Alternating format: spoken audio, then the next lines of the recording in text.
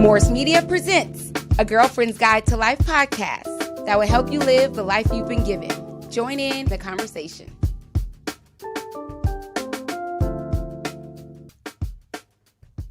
Hi, everyone. It's so good to see you. It's been a minute. I feel like it's been longer than 2 weeks.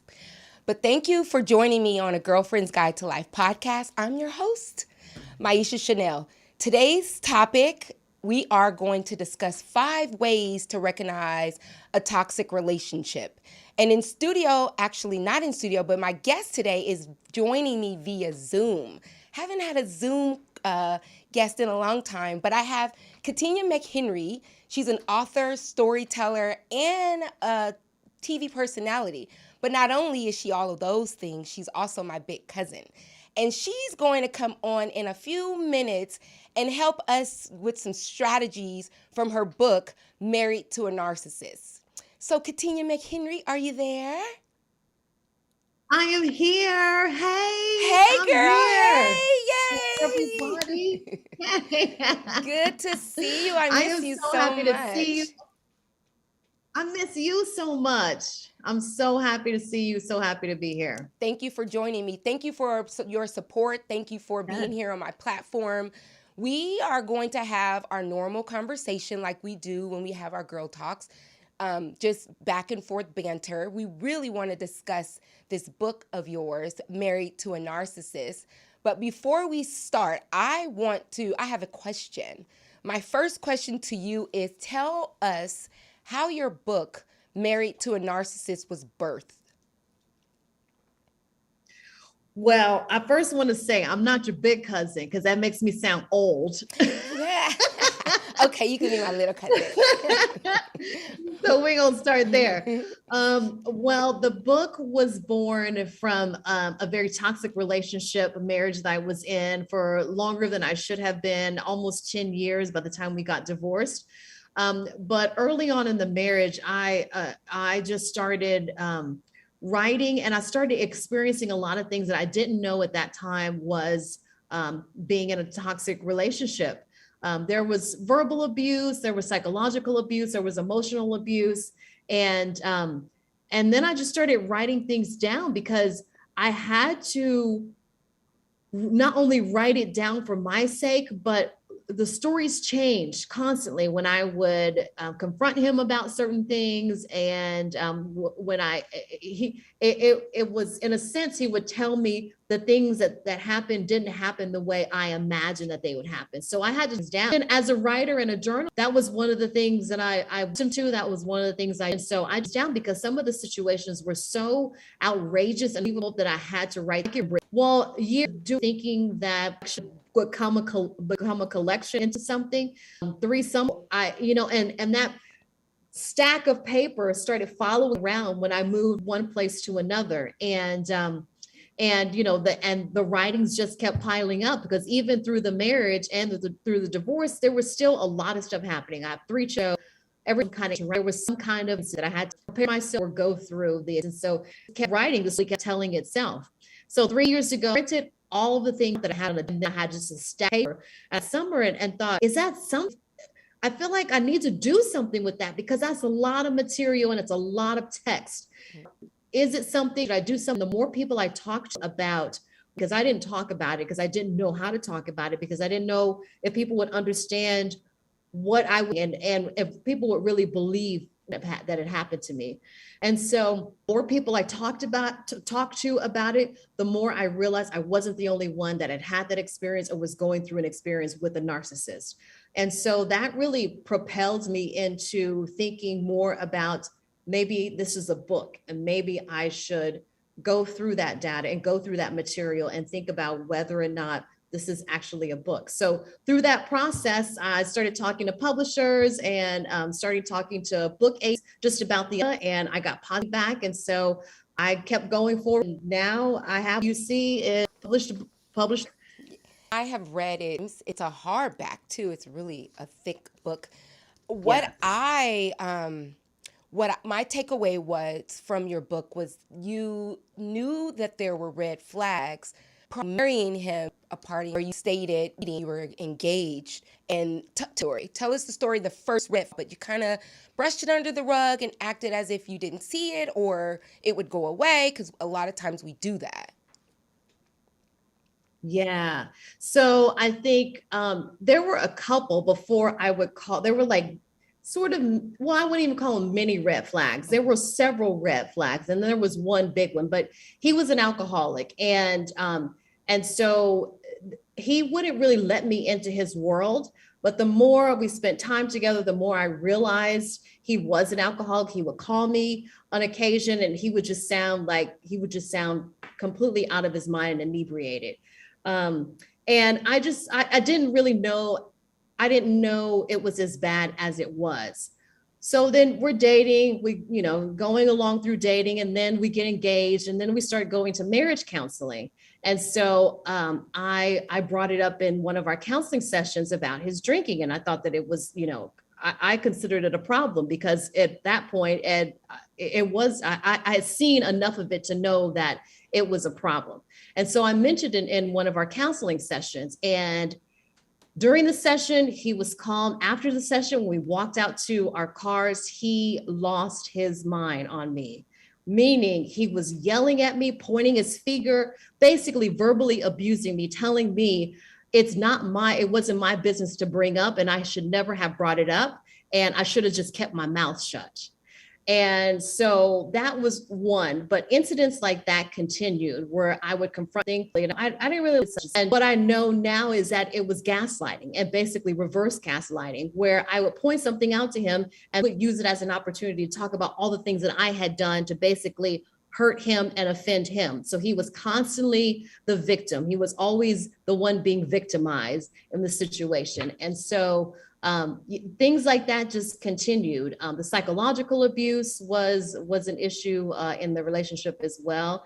And I mean, there's so many incidents, I can't even pinpoint one. You just have to read the book to learn more and know more about it. But yeah, there were red flags before we got married, and I knew they were red flags, but I just thought that things would get better. I just thought marriage would change some of the behaviors, and I just thought it. And I told myself it wasn't as bad as it really was.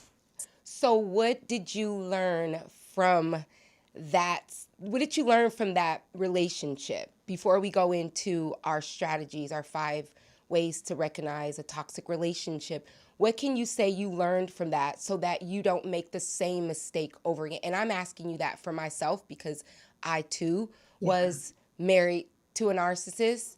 So what can you give us? What nugget can you give us that will help us so we don't make that mistake again? Yeah, so you and I have had a lot of conversations about that, about so many similarities in behavior when it comes to a narcissist. Number one, don't marry a narcissist. Right. That's the main thing. But in a relationship, I think we know in our guts when a relationship is not right, but don't be afraid to say no. Don't be afraid to create boundaries, and don't be afraid to get out of the relationship. Don't tell yourself that it's going to be okay and it's going to get better. If at some point it's not right, it's not going to get better the further you go into a relationship with somebody who is a narcissist, has narcissistic personality disorder, or is just toxic and likes to create chaos in a toxic environment. So don't be afraid to remove yourself from that situation. I have a podcast right now. Can I cuss on your podcast? Yes, you can, girl. Okay, a podcast called Fuck Fear. And that project was born out of this relationship. So it was essentially my second book that I turned into a podcast, because one of the things that a toxic person does is instill fear. And in an abusive relationship, whether it's physical abuse, emotional abuse, verbal or psychological abuse, or any other kind of abuse, one of the tactics that they use is fear to keep you under control.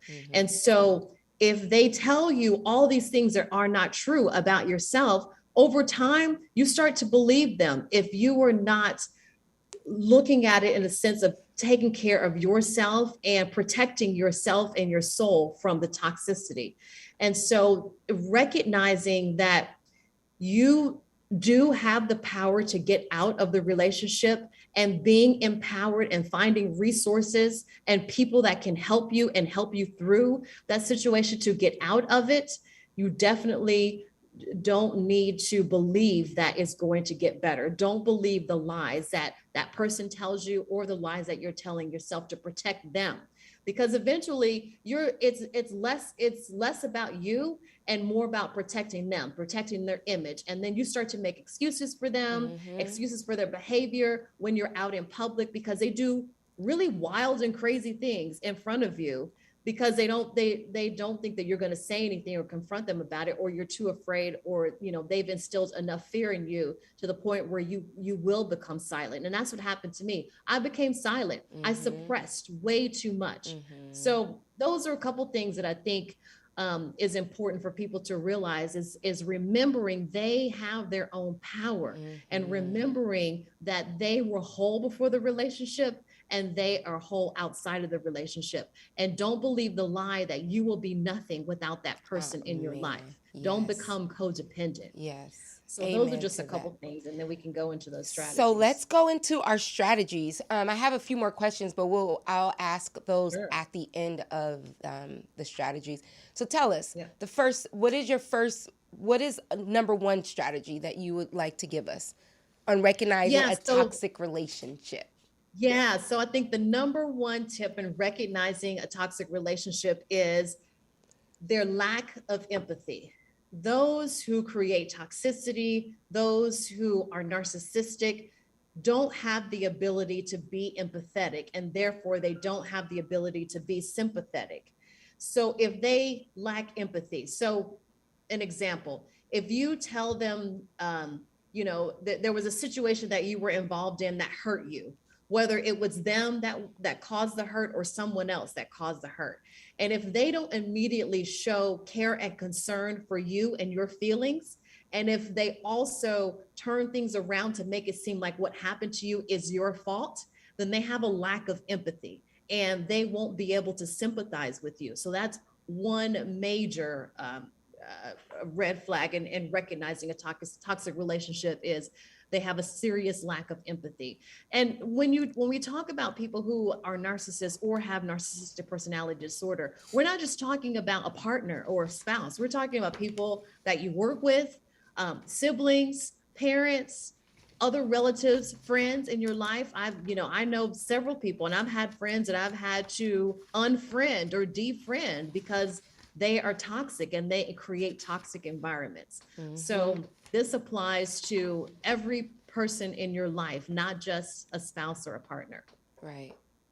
So with when a person lacks empathy, as I remember, it leaves you you feel lost, like, especially if it's your husband or if it's your spouse. When someone lacks empathy, and you'll know, because a lot of times you're like, well, what does that look like? What does it feel like? After you tell him or her something and you don't get the response that you need emotionally, then that means they're not empathetic to your feelings, to your emotions. And that's big, because you can get dissipated. After a while of not having empathy, your spouse not having empathy with you, your soul gets dissipated, because you need that from your mate. Right? Absolutely. And not only is it what you expect, is what you deserve, because people who are not narcissists know how to show care and empathy easily to someone else. And so when you don't get that back, then it is soul crushing, and you feel very empty, you feel very lost, and it's what they want to create in you, so that you are in a very sick way still dependent on them. Strategy 2, that's good. Empathy. They lack empathy. Number 2, another way to recognize a toxic relationship is if they are constantly blaming you for things that are not your fault, and saying that no matter what, everything is your fault. So again, you could talk to them about something that they did to hurt you. And if they turn things around and blame you for what happened, something that you have no control over, or you have nothing to do with, they basically are constantly saying everything is your fault. And you caused the situation that you're currently in, whether it's a situation that directly involves you or directly involves them or somebody else in your realm, but everything is your fault. I'll tell you a quick story. So I was driving my children to go visit their dad in another state, and we had a scheduled time and we had a set time. Well, we were late to the drop-off location because we ran into bad weather. And so bad weather created traffic. And so we were about 45 minutes late getting to the location. Mind you, I kept in touch with him, let him know, hey, we're running behind, we've run into traffic. We're running a little late, something completely out of my control. The weather, I can't control the weather. So when we got there, he, of course, was visibly upset that we were late. I had nothing to do with it. When it was time for me to pick up my children a week later or two weeks later, whenever it was, he was 2 hours late. So I'm calling him, texting him, and his response to me for why he was late was, I should never have expected him to be on time when I, in turn, got to the location late. So therefore, he was bringing the children back to me late because I got there late. It had nothing to do with me. So basically, he was blaming me for bad weather that I had no control over. So that's just, one of the many examples. But when you're constantly being blamed for things that you have nothing to do with or no control over, that's another way to recognize a toxic relationship. Also, too, like when you are in an abusive relationship, the abuser will often tell you that it was your fault. And I'm here to tell you, it's never your fault. It's never your fault for anybody to physically, verbally, mentally, sexually assault you. It is not your fault. It does take a minute to get the rewiring when you are healing yourself, because you go back and replay, well, if I had done this, or maybe if I would have done that, or he would have done this. No. At the end of the day, no one has the right to put their hands on you. No one has the right to verbally abuse you. No one has the right to touch you. You are your own person. So take that out of your mind, out of your heart, out of your soul, and not think that it's your fault, because it's not. That's all a part of the game. It's all a part to keep you stuck, to keep you there. Right. And them to keep control over you as well. And again, it goes back to fear. If they can instill fear in you, then they've won. And then you start to believe that the reason you got smacked or yelled at or got something thrown at you is because of something that you did or said, and therefore you deserve it. That's never the case at all. So that's a very important thing to realize. Yeah. It's not your fault. Strategy 3. Number 3, another way to recognize a toxic relationship is gaslighting. Talk about gaslighting. Before you talk about it, tell us what the definition of gaslighting is so people can know, okay? Yes. So the term gaslighting originated from a movie in the 1920s where it was a husband and wife, and basically the husband was the toxic partner in the relationship. And he ultimately in the movie, he was trying to make his wife seem like she was crazy.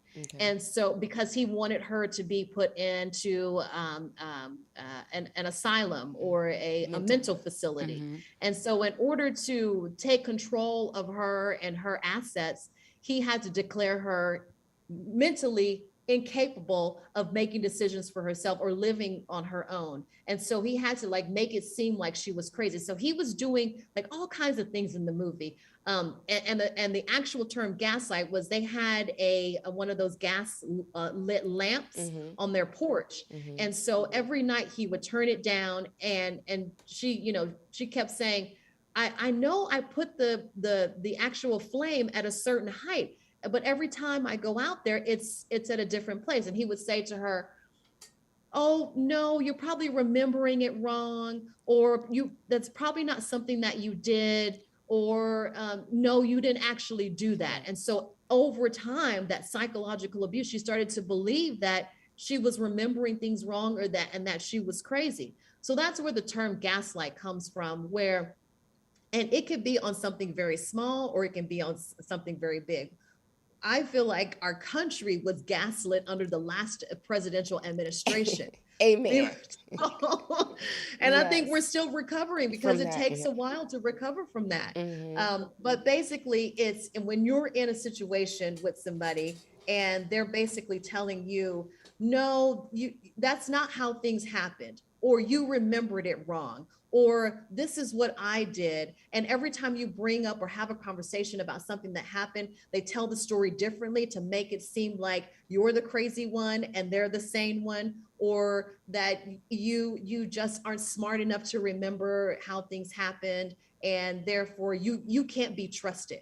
Basically, it's a way to diminish your level of intelligence, and basically to make you question or doubt reality. Mm-hmm. So that is what gaslighting is, a way for the person to use psychological abuse and use psychological tactics to make you think that you to instill self-doubt in whatever it is, whether it's what happened or within yourself.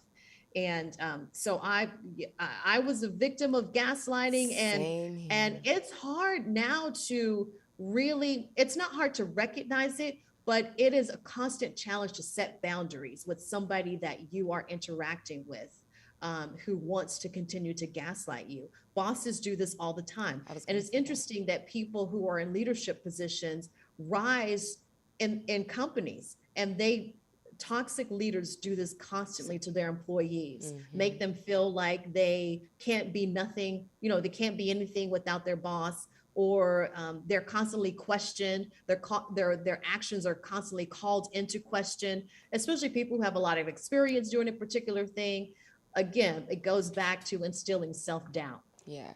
And it's a tactic to make you look crazy, so the narcissist could not be, his cards aren't shown. So he's gonna, or she is gonna gaslight you, which is one of the main things that a narcissist does is gaslight. I was gaslit the whole 13 years of my relationship. Like, I literally thought that something was wrong with me. And it wasn't until we went to couples therapy and started to talk about our problems. The therapist was a colleague of my ex-husband, meaning they were the same age, they went to college, they had the same degrees. They were the same guy, okay? And we were in a session, and I looked at the therapist and told him what he said. He looked at me and he said, honey, I don't think he said honey. He said, it's not you. You guys don't have a marriage problem. You have a gaslight problem. He is so gaslighting you, and if I were your dad, I would tell you to run with reckless abandon. And my ex is sitting there looking at it. He gets up and he walks out of the door, and then the therapist tries to bring him back to tell him that, hey, listen, you guys don't have marital problems. You guys have a problem. You have the problem, and that I can work with you so you guys can save your marriage. No, he was so upset that the therapist called him out on his ugly. And all this time now, I'm thinking that it was me, because I have things that we all do, have things that we have to work on. And there was the things that he was bringing up were valid things. So I'm like, okay, it's me. I'm the problem. I'm the reason. Right. And we get to therapists. We went to like 3 or 4 sessions. On the 4th session, he was like, listen, you guys don't need to come back. So gaslighting is very common. It is as a tactic to make you feel crazy. You are not crazy. Go with your intuition. Go with your spirit. Your spirit will never lead you in the wrong direction. Yeah. So we are running out of time, and I want to give you time to also talk about what you have going on now. So our fourth strategy. Yeah. So I'll go through Don't 4 and 5 fast. really quickly. You don't have to go fast. I'll go through 4 and 5 though, back to back. So the 4th way to recognize a toxic relationship is it's always about them. Everything is about them. It could be anything. You could say, somebody could ask you, what's your favorite place to eat? And you tell them, and then your partner will say, well, I don't like that place, so I don't want to go there. I mean, everything is about them. And if it's not about them, they flip the situation so that eventually it's about them.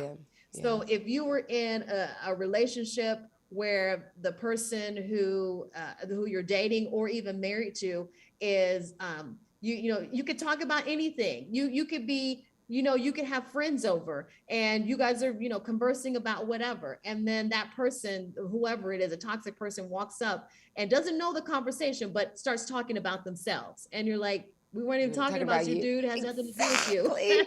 But it's always about them. Yeah. And then the fifth way to recognize a toxic relationship, or the fifth thing to recognize, is codependency. Ooh. When you feel like you have lost yourself so much and you have lost your self-esteem is so severed that you are constantly depending on the other person for your emotional support, for mental support, everything. You become codependent and you feel like you can't do anything outside of that person, or you're constantly asking them what they think about something rather than being more independent and making decisions on your own. You feel like you have to rely on them for literally everything, and that you are no longer your own self or your own person. So codependency is something to really recognize and pay attention to and protect yourself from.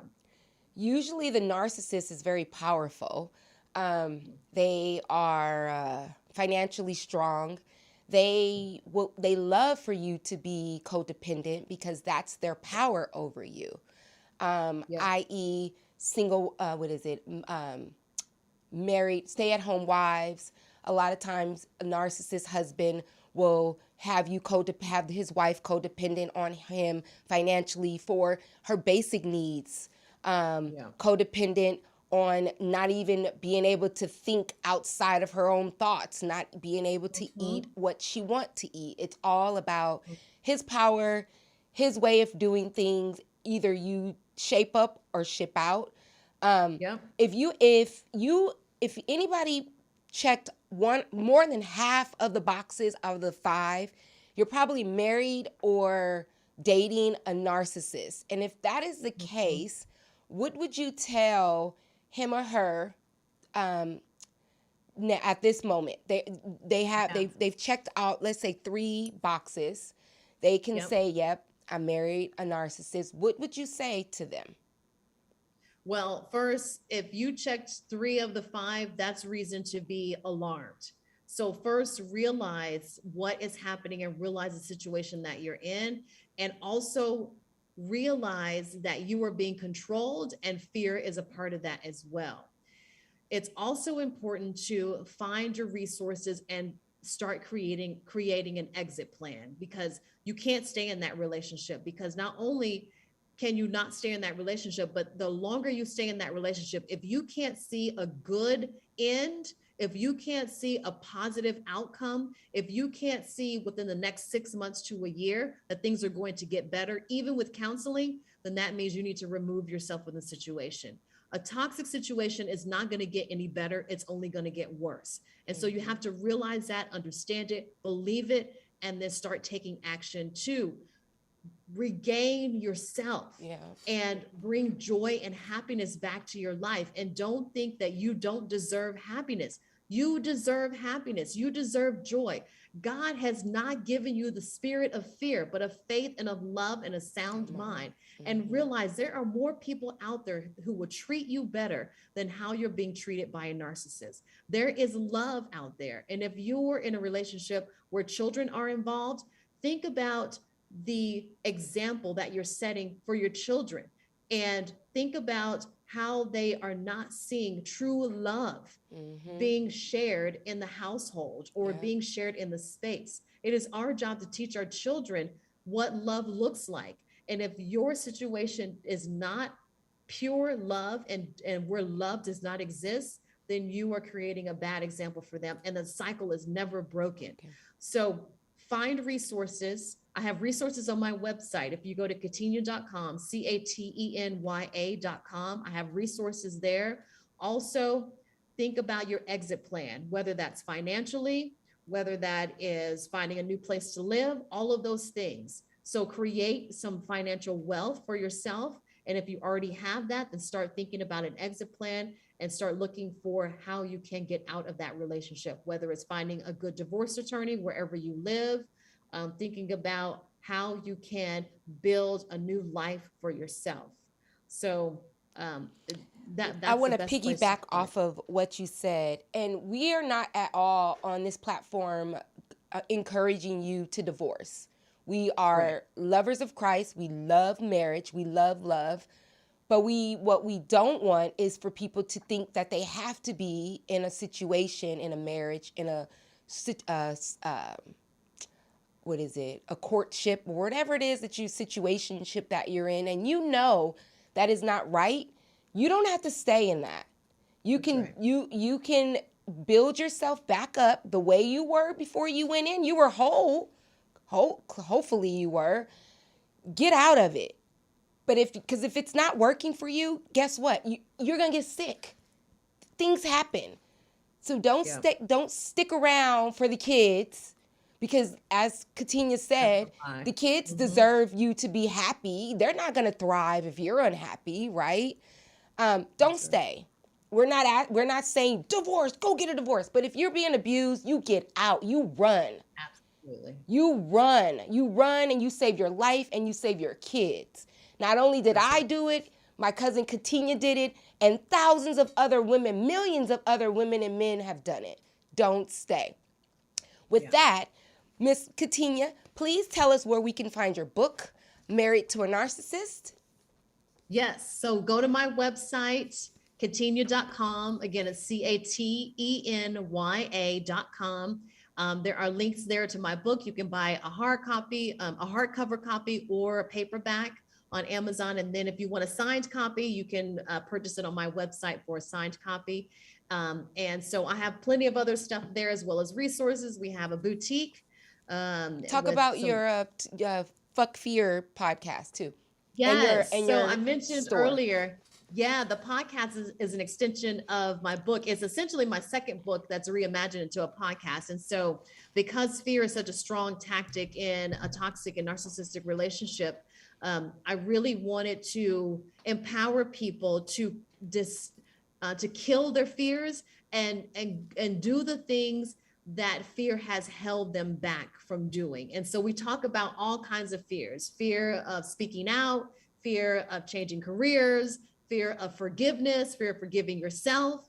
I mean, we're now in season 2, and there are tons of topics related around fear. But the goal is to empower people to kill their fears and do the thing they know in their hearts they need to do. So it airs every Thursday. We have a brand new episode every Thursday, and then of course it's posted on my website. You can pick it up at Apple Podcasts, Spotify, and also Stitcher. Is there anything else that you're working on outside of your podcast? Yes. Tell us. Yes, I'm working on a cooking show. I've been in process of producing for about the last 6 years. It's not a typical cooking show. It's a very atypical cooking show about a mom who can't cook. Yeah. And Mai has been on the show. Yes, That episode is coming up because I don't know what the hell I'm doing in the kitchen. And again, it's killing my fears and trying something new and trying to get better at something that I'm not very good at. So I'm working on that. I'm also working full time in communications consulting, and then I'm working on a couple of other shows as well. So awesome. I'm trying to make it. You're making it, and you did better than you think you did on the episode that we broadcast. We made crab boil. Thank you. You made crab boil, and the kids loved it. So you They got to loved tell it. us when that show airs, so we could I will tune in. I will. But cousin, I'm hoping in the next few weeks. A few weeks. Okay, keep me posted. Yeah, Definitely let me know, and I'll post it on my page as well. Well, cousin, Okay. it's been lovely. I love you. I miss you. Thank you for your support. You. We are out of time. I will see you soon and talk to you later. To my guests, to my audience, thank you so much for continually tuning in. I need your support though. Subscribe to my channel, my brand new channel, Girlfriend's Guide to Life, the show, on YouTube. You can also find me on Facebook, spelt the way it sounds, Girlfriend's Guide to Life. And on Instagram, it's Girlfriend's Guide to Life. Life is spelled Lyfe.